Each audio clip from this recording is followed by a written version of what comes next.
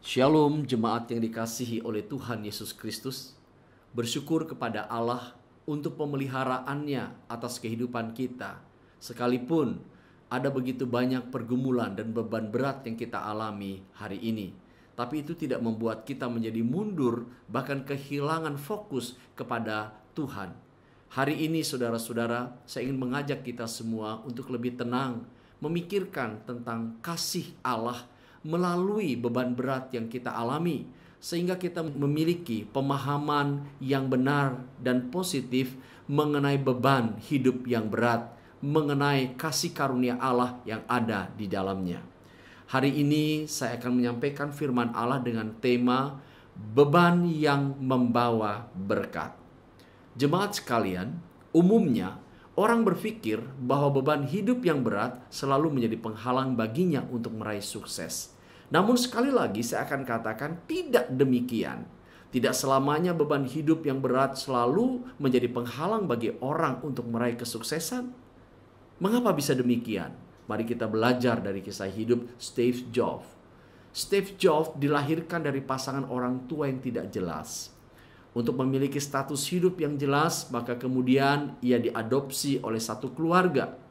Dalam kuliahnya ia pernah drop out setelah 18 bulan kuliah. Keputusan yang mengerikan saat itu bagi dirinya. Tetapi itulah keputusan terbaik yang pernah ia ambil. Kehidupan Steve Jobs di masa mudanya juga tidak mudah. Sebagai seorang mahasiswa, ia tidak memiliki kamar asrama.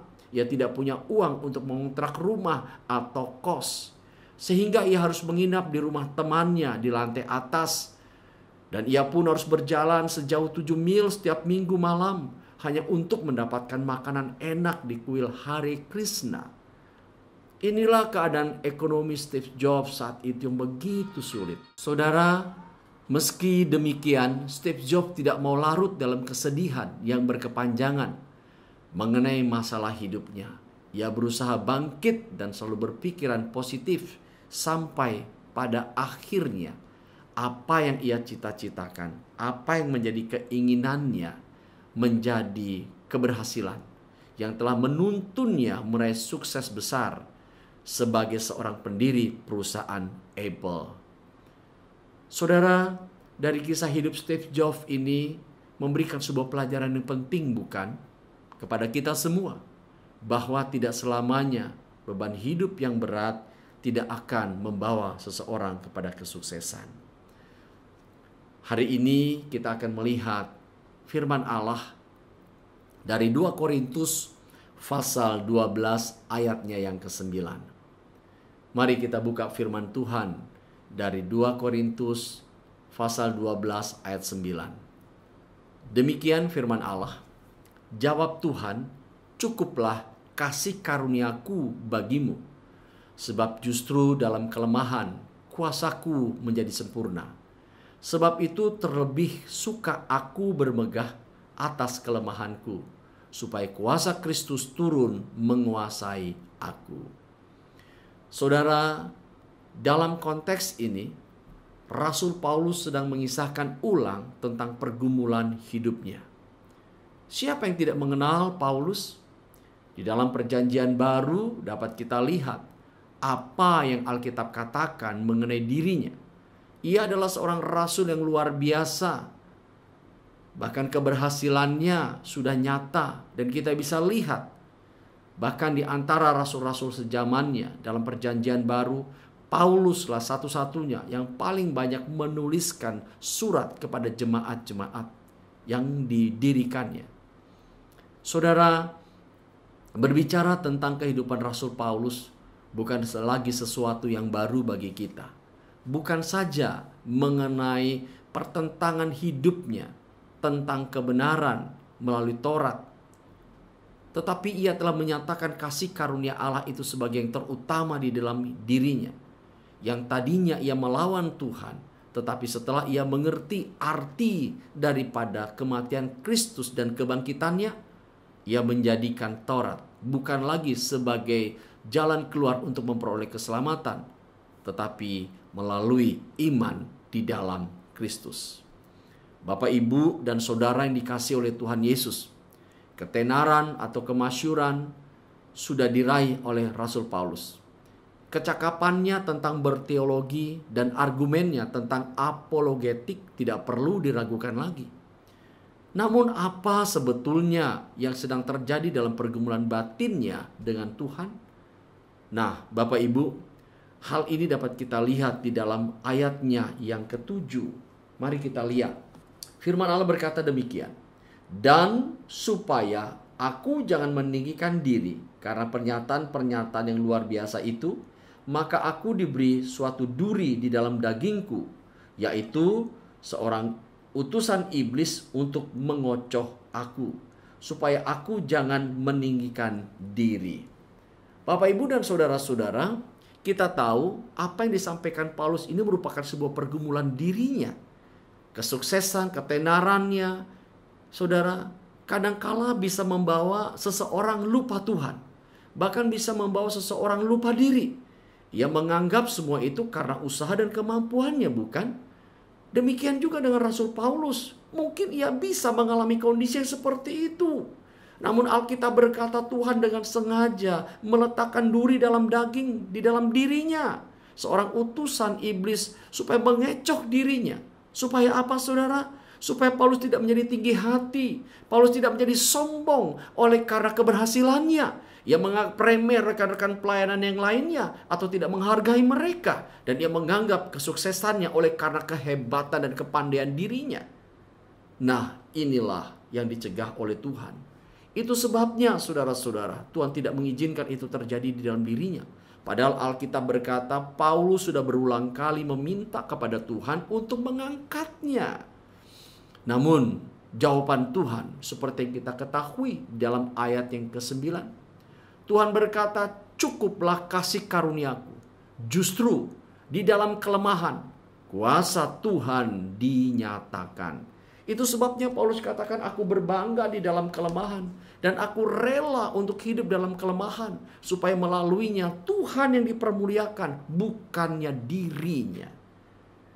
Bapak, Ibu, dan saudara yang dikasihi oleh Tuhan Yesus Kristus.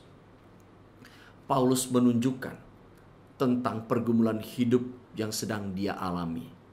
Jika kita aplikasikan dalam hidup kita hari ini, kadangkala ketika seseorang memperoleh keberhasilan, kadang ketika seseorang bisa meraih kesuksesan di dalam hidup, baik itu mengenai karirnya, mengenai pelayanannya, mengenai keluarganya, mengenai studinya, dan apa saja, orang bisa condong atau memiliki kecenderungan untuk meninggikan diri. Dan ketika dipuji ia merasa bangga. Ketika ia ditinggikan ia merasakan seolah-olah semua itu karena dirinya. Ia lupa bahwa segala sesuatu yang dia raih itu berasal dari Allah. Hari ini kita mau belajar dari Rasul Paulus mengenai kerendahan hati. Kadangkala Allah izinkan duri dalam daging melekat di dalam hidup kita supaya kita sadar bahwa ada Tuhan di balik segala sesuatunya. Bukan kita, tetapi Tuhan yang harus ditinggikan.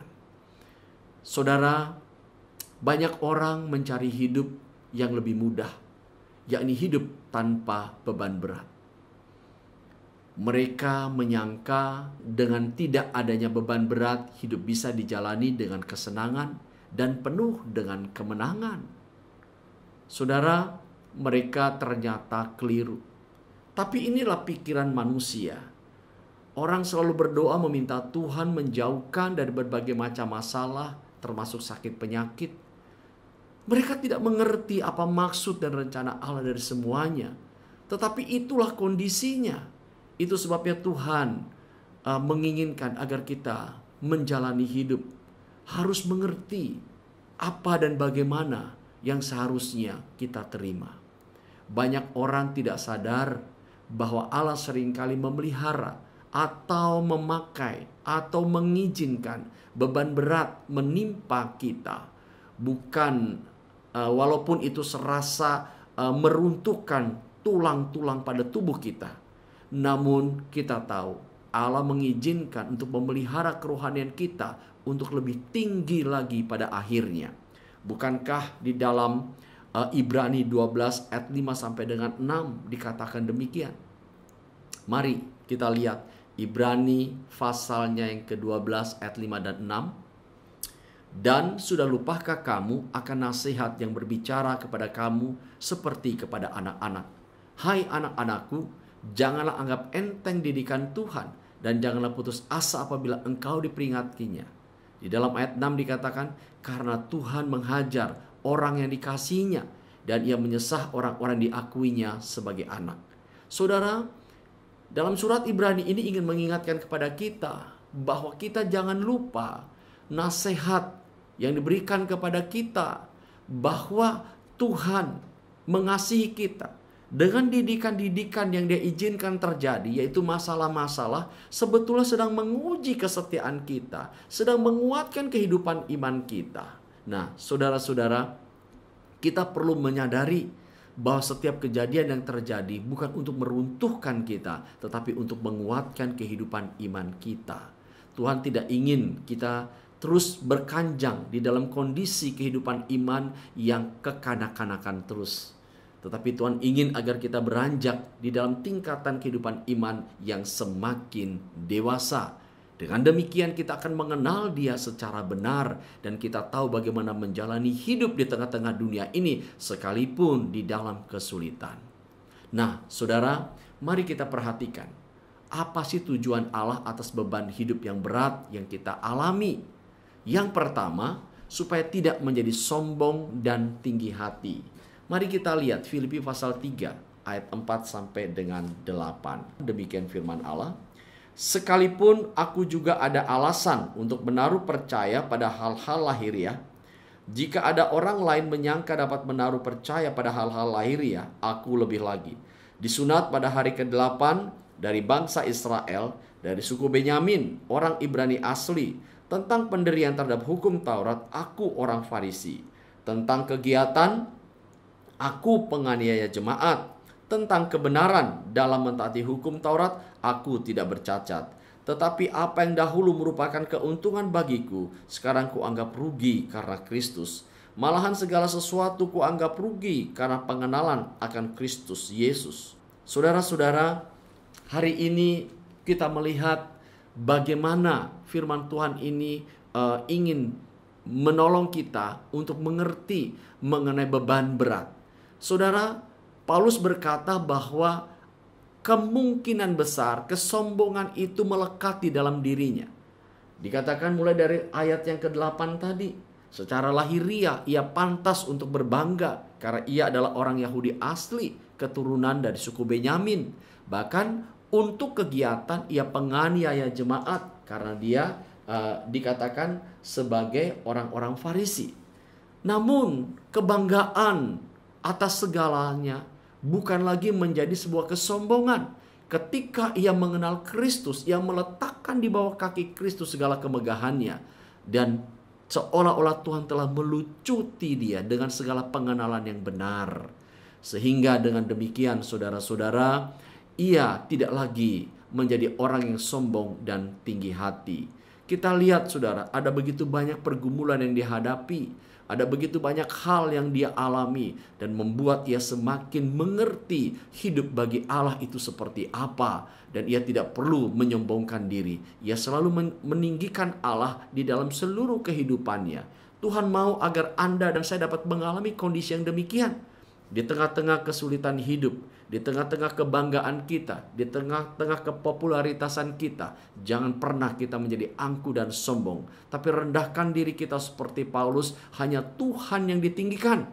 Kalau tidak, Tuhan akan meletakkan duri dalam daging dalam hidup kita. Yang kedua, saudara-saudara, apa yang Tuhan izinkan sebagai beban berat yang menimpa kita? Supaya sungguh-sungguh bergantung sepenuhnya pada Allah. Dalam Matius 11 ayat 28 dikatakan, marilah kepadaku kamu yang letih, lesu dan berbeban berat, aku akan memberikan kelegaan. Kalimat ini sebuah informasi yang mengundang yang disampaikan Yesus kepada semua orang berbeban berat. Supaya apa, saudara? Datang kepadanya. Karena hanya di dalam Kristus ada kelegaan, hanya di dalam Kristus ada pertolongan. Itu sebabnya Tuhan ingin mengundang kita semua, mengajak kita semua. Di dalam setiap pergumulan kita, datanglah kepadanya.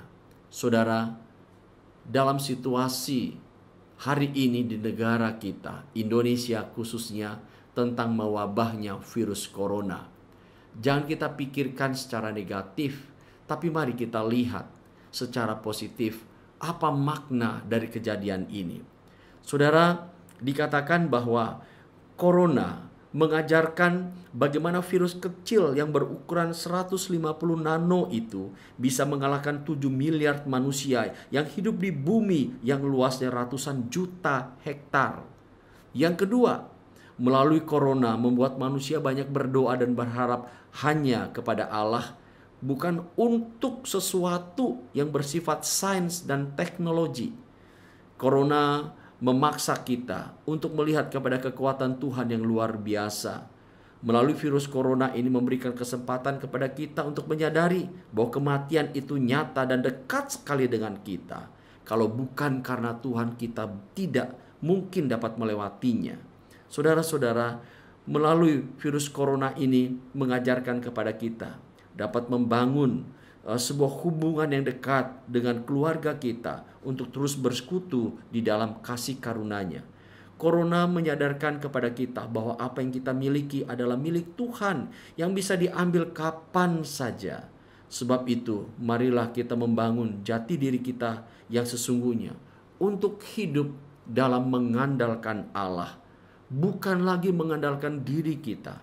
Percayalah, karena segala sesuatu terjadi atas izin Tuhan untuk membuat kita semakin bersandar kepadanya. Bukan bersandar kepada kekuatan, kemewahan, dan kehebatan kita. Tetapi bersandar sepenuhnya kepada Allah. Yang ketiga, saudara-saudara, tujuan Tuhan atas beban berat yang kita alami, supaya cara pandang kita sejalan dengan cara pandang Allah. Saudara, di dalam Matius 16 ayat 23 dikatakan demikian. Maka Yesus berpaling kepada Petrus dan berkata, "Enyahlah iblis, engkau suatu batu sandungan bagiku. Sebab engkau bukan memikirkan apa yang dipikirkan Allah, melainkan apa yang dipikirkan manusia." Bapak, Ibu, dan saudara yang dikasihi oleh Tuhan Yesus, teguran Tuhan kepada Petrus ini adalah di mana ketika Tuhan telah menyampaikan bahwa perjalanannya ke Yerusalem, ia akan disiksa, dianiaya, bahkan dihukum mati. Tentu sebagai murid, Petrus ingin sekali menolong gurunya, bukan? Sebab itu dia berkata, kiranya Allah menjauhkan semuanya itu daripadamu. Mungkin Petrus berpikir bahwa ini adalah sesuatu yang luar biasa dan Tuhan pasti senang. Tetapi dia kaget setengah mati ketika Tuhan mengatakan hal yang demikian. "Enyahlah kau iblis, karena engkau batu sandungan bagiku. Engkau bukan memikirkan apa yang Allah pikirkan, tetapi apa yang dipikirkan oleh manusia." Bapak, Ibu, dan saudara yang dikasihi Tuhan, memang tidak mudah memiliki cara pandang seperti yang Tuhan inginkan. Tetapi bukan mau tidak mau. Sebagai orang-orang percaya, sebagai milik Allah, Tuhan ingin agar kita harus memiliki cara pandang yang benar di dalam hadirat-Nya. Dan ini memang dibutuhkan iman yang sungguh, supaya kita bisa melihat bahwa apa yang terjadi di dalam hidup kita ini bukan hanya sekedar masalah biasa, tetapi ada maksud dan rencana Allah di balik semuanya. Dan melalui segala sesuatunya ini terjadi, Tuhan ingin agar kita semakin mendekatkan diri kepada Dia. Melihat setiap kejadian secara positif, bukan dengan cara kita, tetapi dengan kacamata Allah. Saudara-saudara, semakin kita mendekatkan diri kepada Allah, semakin Tuhan membawa kita untuk mengerti rencananya yang indah. Virus corona bukan lagi sesuatu yang harus kita takutkan. Fokus kita bukan kepada virus coronanya, tetapi fokus kita sekarang alihkan kepada kasih karunia Allah. Karena hidup dan mati seseorang bukan ditentukan oleh virus corona, tetapi oleh kekuatan kuasa Allah. Maukah kita hari ini bersandar kepada Allah sepenuhnya?